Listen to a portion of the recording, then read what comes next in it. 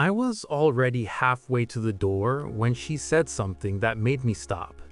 Not loudly, not dramatically, just a quiet sentence that made me realize how wrong I had been the entire time.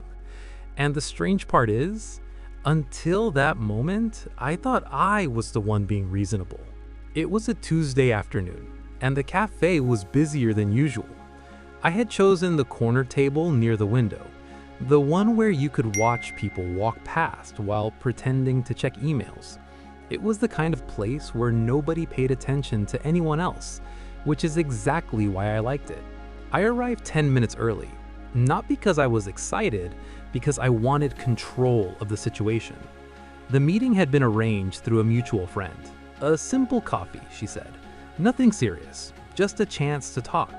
Still, I had already made up my mind about how it would go. I knew the type. At least, I thought I did. People come into your life carrying stories you don't know yet, but most of us assume we understand them in the first few minutes, sometimes even before they speak. And if I'm being honest, that's exactly what I had done. When she walked in, she paused near the entrance like she was making sure she was in the right place. She looked around the cafe slowly, not nervously, carefully. Then she spotted me.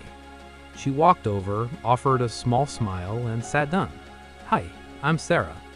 Her voice was calm, steady. I introduced myself and we exchanged the usual first meeting conversation. Work, weather, traffic. The safe topics. At first, everything seemed normal, but there was something about the pauses between her sentences. Not awkward exactly, just slightly longer than usual, like she was measuring every word before letting it out. I noticed it immediately, and without realizing it, my mind started filling in blanks. Within 15 minutes, I had already formed a quiet conclusion. This probably wasn't going anywhere. Nothing was wrong exactly, but nothing felt easy either. I remember thinking, this is one of those conversations where you're both waiting for the polite moment to end it. So I began preparing my exit. Not in an obvious way, just small signals. Checking the time, mentioning I had another errand later, taking slower sips of coffee like someone mentally wrapping things up. She seemed to notice. Her eyes shifted towards the window for a moment, then back to me. And for the first time, the conversation paused completely. Not the normal pause, the kind where both people feel something unspoken sitting between them. Then she asked something unexpected. "Can I ask you something a little strange?" I shrugged. "Sure." She hesitated for a second, not out of fear, more like someone deciding whether honesty is worth the risk. Then she said, "Do you ever feel like people have already decided who you are before you've had a chance to show them?" It caught me off guard. I wasn't expecting depth, not from a casual coffee meeting. I leaned back slightly. "I guess that happens to everyone sometimes," I said. She nodded slowly. "Yeah, I think so too." Another pause. Then she added quietly, "I just notice it more than most people." Something about the way she said that made me curious. But instead of asking more, I made the mistake most people make when a conversation gets slightly uncomfortable. I retreated. I checked my phone, not obviously, just enough to signal the conversation might be winding down.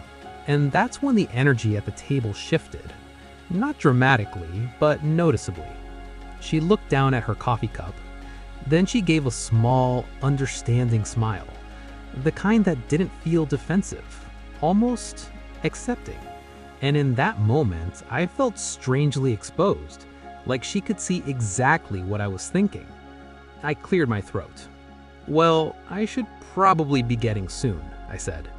It wasn't rude, but it wasn't warm either, just practical. She nodded again. "Yeah, I figured." And that's when I stood up. I grabbed my jacket. I was already stepping away from the table when she said it, quietly. Not to stop me, not to argue, just honestly. "You know, the pauses aren't because I don't know what to say." I turned back. She was still sitting there, hands resting lightly around the coffee cup. She continued, "It just takes me a little longer to organize my thoughts. I had a brain injury a few years ago."